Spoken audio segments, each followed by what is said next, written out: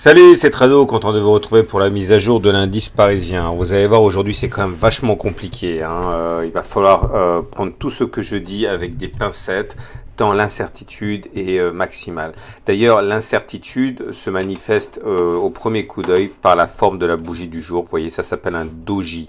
Doji, ça veut dire que le corps il est quasiment inexistant, alors que les mèches sont plutôt grandes, ce qui montre en fait l'indétermination, le doute des intervenants. On est descendu jusqu'à 4730, on est monté jusqu'à 4790, tout ça pour terminer sur un niveau de clôture équivalent à celui du niveau d'ouverture. Bref, on a bataillé toute la séance, tout ça pour pas grand chose. Alors pourquoi on a rebondi?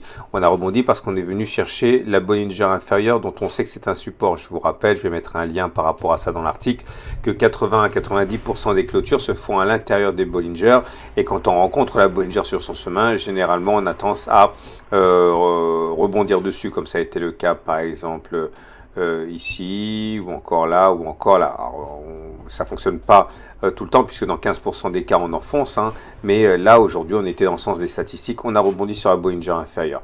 Mais la force a été